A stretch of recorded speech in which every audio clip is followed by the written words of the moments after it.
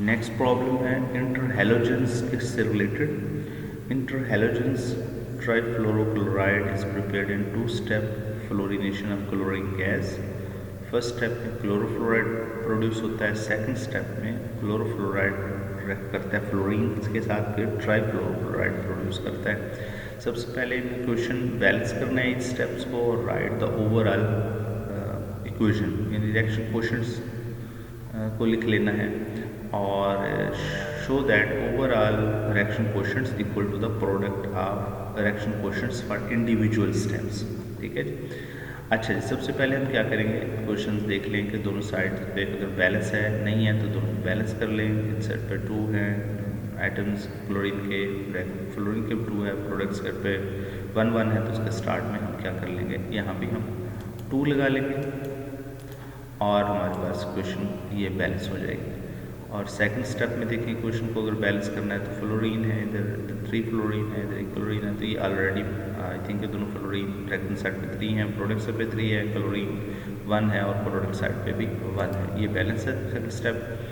तो हम क्या करेंगे, रिएक्शन क्वेश्चन लिख लेंगे पहले स्टेप के लिए। दूसरे स्टेप के लिए भी हमने रिएक्शन क्वेश्चंस को राइट डाउन कर लेंगे। अच्छा जी, रिएक्शन क्वेश्चंस को अगर हम राइट डाउन कर लेंगे तो क्या करेंगे फिर बाद में, अगर ओवरऑल लिखना है तो दोनों रिएक्शन क्वेश्चंस की वैल्यू को हम क्या कर लेते हैं, मल्टीप्लाई कर लेते हैं। तो मल्टीप्लाई करने का Q1 मल्टीप्लाई बाई Q2 और इसके बाद देखें मल्टीप्लाई करने के बाद जो फैक्टर्स कैंसिल हो सकते हैं, यानी कि ये नोमिनेटर वाला फैक्टर इस डिनोमिनेटर वाले फैक्टर के इक्वल है तो इसको हम कैंसिल कर देंगे। इसके बाद अगर जो कैंसिल नहीं हो सकते तो उनको हम कंबाइन कर लेंगे।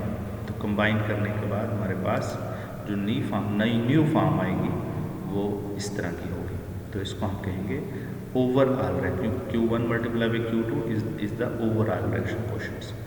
अच्छा जी, a certain reaction at equilibrium, next problem, a certain reaction at equilibrium has a larger amount of gaseous product than the gaseous reactant. If is Kc larger or smaller than Kp, write the statement about relative size of Kc and K for any gaseous equilibrium। अब इसमें वो कहना ये चाहता है कि कोई भी रिएक्शन इक्विलिब्रियम पे है और उसके अंदर जो प्रोडक्ट्स साइड पे गैसेस प्रोडक्ट्स हैं वो ज़्यादा हैं as compare to gases reactant से। फिर उस 2 ऑप्शन की एक्सप्लेनेशन वो हमसे डिमांड कर रहे हैं, इज़ द Kc लार्जर और स्मॉलर देन Kp। तो इस केस में क्या था, Kc जो है वो Kp से ज़्यादा होगा या कम होगा। पहली बात, write the statement about the relative size of Kc and Kp for any gaseous equilibrium। तो फिर स्टेटमेंट्स भी लिखे हैं उसके रिलेटिव के वाले से। तो अच्छा जी, इसके वाले सबसे पहले ऑप्शन केस को हम डिस्कस कर लेते हैं।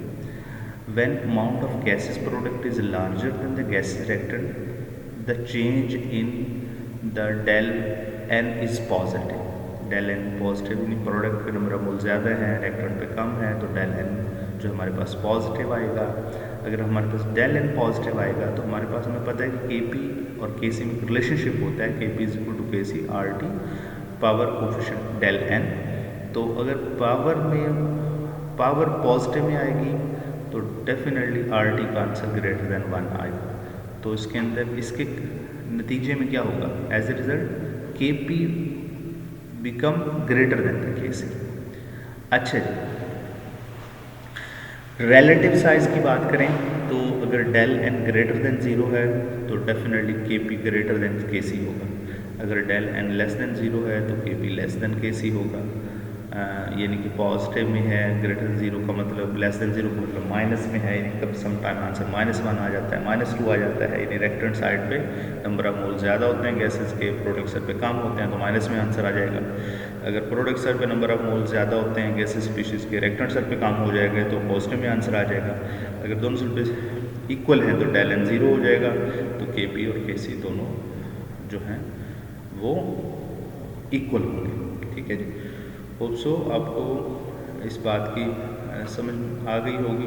अच्छा, नेक्स्ट प्रॉब्लम भी बड़ा इजी और आसान है कि इसके अंदर डेल एन कैलकुलेट करना है। तो हमने एक लास्ट वीडियो में बता दिया था आपको कि इसका किस तरह कैलकुलेट करना है कि गैस स्पीशीज़ को हमने लेना है और हमने कैलकुलेट कर लेना है कि गैस स्पीशीज़ प्रोडक्ट साइड पे और गैस स्पीशीज़ रिएक्टेंट साइड पे उनका डिफरेंस ले लेना है और आप इजीली डेल एन कैलकुलेट कर सकते हैं।